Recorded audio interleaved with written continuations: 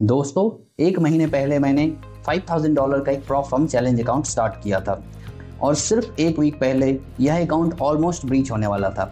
मैं इतने ज़्यादा ड्रॉ डाउन में था कि बस एक गलत ट्रेड और वो अकाउंट मेरे हाथ से निकल जाता। मन में डर था, ऐसा लग रहा था कि ये अकाउंट हाथ से चला जाएगा। लेकिन तभी आया वो एक हफ्ता और बिटकॉइन का वो सिंगल ट्रेड जिसने मुझे न सिर्फ मेरा लॉस रिकवर किया बल्कि मुझे सीधे $700 के प्रॉफिट में ला के रख दिया।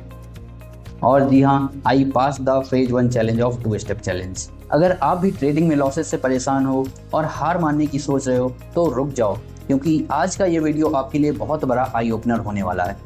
कहानी शुरू होती है एक महीना पहले, जब मैंने ये 5K का चैलेंज स्टार्ट किया। तब सिर्फ मैं बिटकॉइन में ट्रेड किया करता था एंड उस समय बिटकॉइन काफ़ी ज़्यादा वोलेटाइल एंड साइडवेज चल रहा था।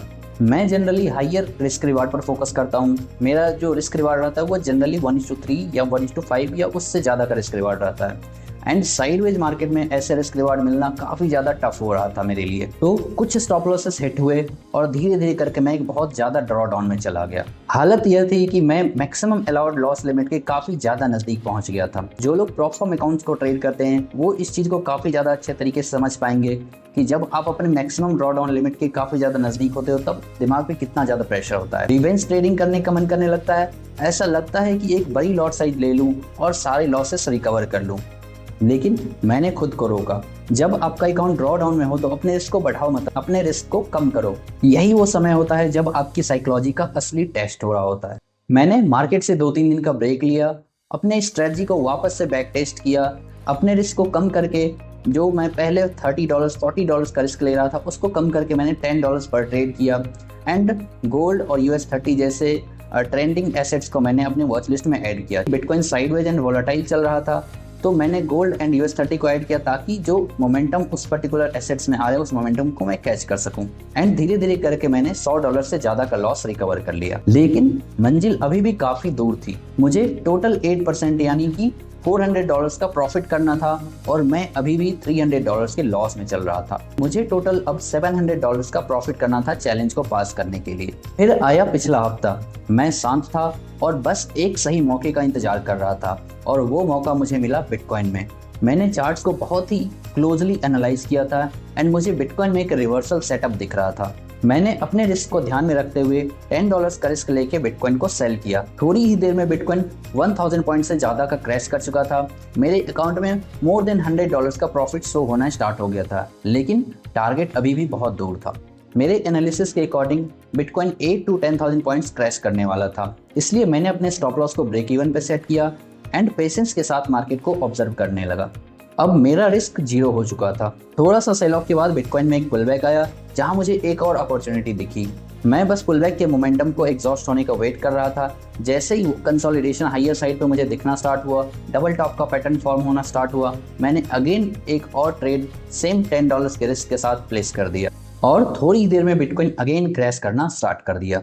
रात को 2 बजे तक मैंने मार्केट को एनालाइज किया एंड उसके बाद जो मेरा सेकेंड ट्रेड था उसे भी मैंने ब्रेक इवन सेट करके सोने चला गया।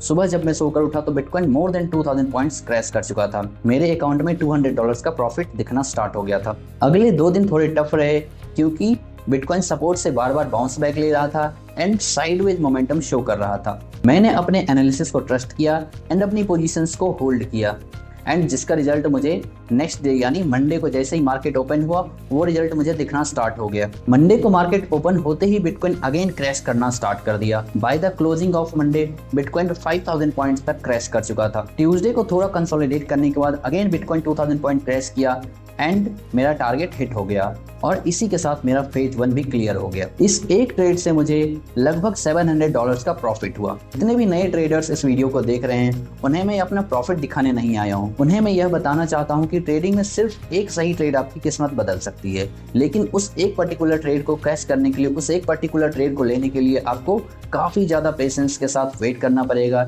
एंड इस गेम में आपको बने रहना पड़ेगा।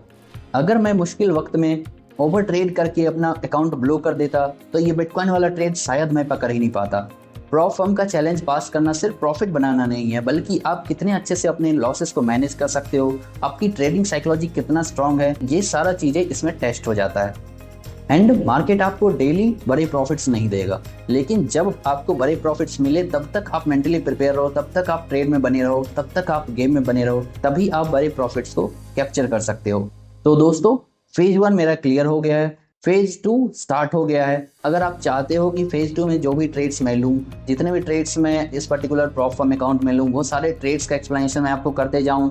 एंड इस पर्टिकुलर बिटकॉइन वाला ट्रेड जिसमें मैंने मोर देन 7000 पॉइंट्स कैप्चर किए, उसको मैंने कैसे एनालाइज किया, क्या उसके पीछे की स्ट्रेटजी थी, अगर आप ये सब जानना चाहते हो तो कमेंट में लिखिए फेज 2। वीडियो को लाइक जरूर करना ताकि यह वीडियो उन ट्रेडर्स तक पहुंच सके जो आज हार मानने की सोच रहे हैं। चैनल को सब्सक्राइब कर लो क्योंकि ये सफ़र अभी बाकी है। फेज 1 क्लियर हुआ है, फेज 2 अभी बाकी है। मिलते हैं अगले वीडियो में, तब तक के लिए keep trading, keep learning and keep watching trade talks. Thank you. जय हिंद।